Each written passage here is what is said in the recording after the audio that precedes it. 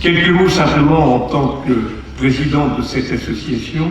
Je ne voudrais pas que cette réunion se passe sans que nous ayons une pensée particulière pour Jean-Mathieu Michel, l'un des nôtres, qui est décédé suite à la folie des hommes, à l'inconscience des uns et finalement à une sorte d'habitude fatale qui fait que la violence s'installe partout dans nos territoires et que les élus locaux sont toujours en première ligne dans cette affaire lorsqu'ils veulent faire respecter la loi. Mais je le dis simplement, vous les maires, si vous, les derniers fantassiens de la République, vous tirez votre révérence, qu'est-ce qu'il y a derrière ? Merci à tous, parce que ce qui a été fait par l'association ne peut être fait que parce que nous sommes ensemble. Et c'est parce que nous sommes ensemble que nous réussissons à faire passer un certain nombre de messages. Et la République a besoin de vous, car vous en êtes les fantassins et les défenseurs. Merci de votre attention. On n'a pas le TV Artois aujourd'hui au congrès des maires du Pas-de-Calais. Nous sommes le 3 octobre. Eh bien, il y a pas mal de choses intéressantes et je suis avec monsieur le maire d'Arras, Frédéric Le Tour. Bonjour monsieur le maire. Bonjour à vous. Alors chacun a parlé de sa ville et ses problèmes aujourd'hui, mais alors comment va la ville d'Arras ? Alors la ville d'Arras, elle va bien. En tout cas, j'essaye de faire que ça soit le cas. Même si, en fait, comme dans tous les territoires de France et de Navarre, il y a forcément toujours des difficultés, on essaye d'être aux côtés des habitants pour essayer de les traiter. Alors c'est vrai qu'on n'a pas les mêmes problèmes dans une grande ville ou dans une petite ville, mais là, on vient que vous avez assisté à un débat territoire, quelle école pour demain ? On vient d'entendre pas mal de doléances. Qu'est-ce que vous pensez de tout ce qui a été dit ? Je trouve que ce qu'on peut retenir, c'est que les maires sont généralement très occupés, très préoccupés par l'école et qu'ils en font un point central de réussite de leur commune et que, quelle que soit en fait la taille de la commune, commune rurale ou commune urbaine, en fait, c'est vraiment un engagement de la part des maires que de faire réussir les enfants et ça, c'est une bonne chose. Mais pour réussir, il faut qu'il y ait une communauté éducative, il faut que tout le monde soit autour en fait de l'enfant et ça passe par les parents, ça passe par les acteurs associatifs, ça passe finalement par toutes celles et tous ceux qui doivent être rassemblés et c'est le rôle du maire que de le faire et on a bien vu ici que les maires étaient déterminés pour continuer à le faire. Alors ça, c'est pas toujours facile parce que l'école, on parle de vétusté, on parle de transport, on parle de finances, mais pour arriver à faire face à tout ça, c'est pas toujours facile. C'est pas facile, mais l'avenir en fait de notre pays et l'avenir de nos communes passe par la réussite des enfants et par leur épanouissement. Et je pense que c'est notre devoir que de mettre et de continuer à mettre des moyens dans l'école. Merci messieurs dames. Ça va ?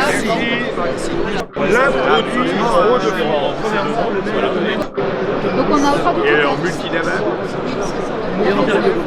Alors là, on peut Ça c'est quoi ça ? Vous pouvez faire des impressions dessus. Oui. Alors nous, on aura gravé Montgomery-en-Lain dessus. Mais regarde par là. Jackie, je connais bien. C'est pas souvent qu'on a les deux, hein. Ah, Ça se coupe, ça. Je vais pouvoir le vendre. voilà. Moi je suis l'Ancien Testament, mais là c'est le Nouveau Testament. Voilà. Vous êtes métissés.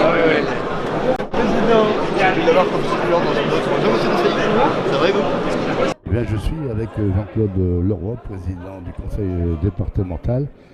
Bonjour monsieur le président. Bonjour. Encore une journée congrès des maires avec beaucoup de monde. Avec beaucoup de monde, ce qui encore une fois démontre l'intérêt pour ces rassemblements, qui permet aux maires justement de confronter à la fois l'expérience de l'année, et puis d'échanger aussi sur les projets qui sont les leurs. Je trouve que c'est totalement très fort, et une belle rencontre, je veux dire, qui est vraiment devenue aujourd'hui un rassemblement très attendu. Alors on a vu 2 tables rondes exceptionnelles aujourd'hui, bien sûr avec le conseil départemental représenté, avec 2 thèmes vraiment importants. Quelle école pour demain ?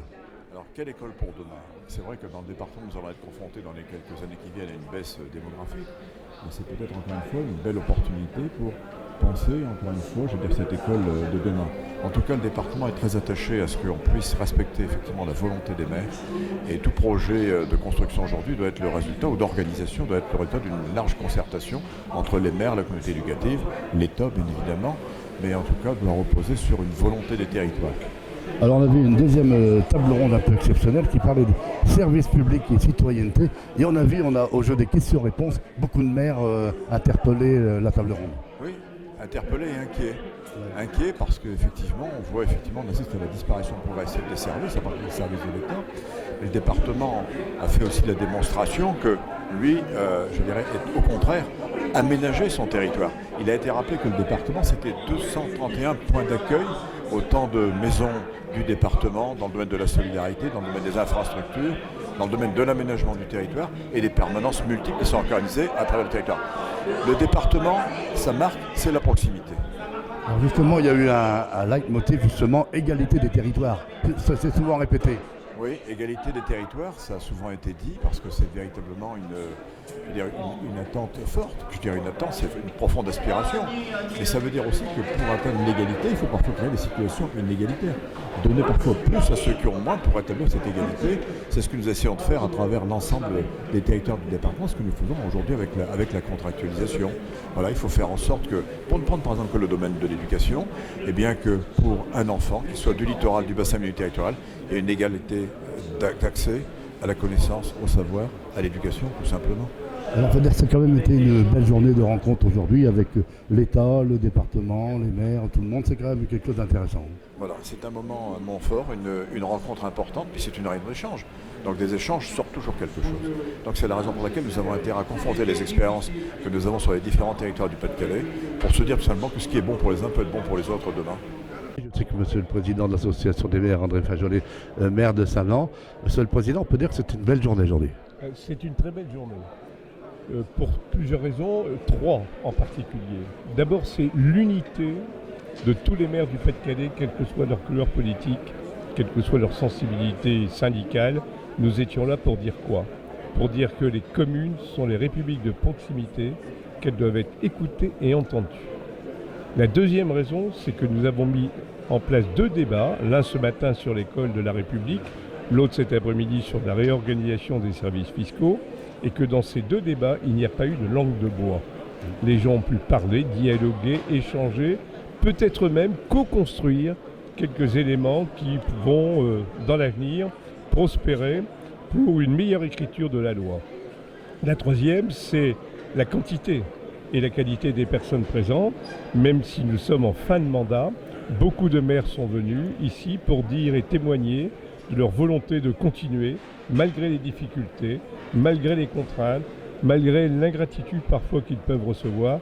Mais tout ceci ne doit pas nous faire oublier que nous sommes bien souvent heureux et aimés de la population. Alors c'est vrai que ces tables rondes, c'était le jeu des questions-réponses, mais ça a quand même bien fonctionné. Ça a très bien fonctionné. Le principe avait été posé dès le départ par moi-même et ma secrétaire générale, Françoise Rossignol, en disant les langues de bois, c'est dehors, on parle et on parle vrai. Ben, je pense que ça a été respecté. Merci Monsieur le maire, bien sûr retrouvé sur Onopal TV. Artois, merci. Merci.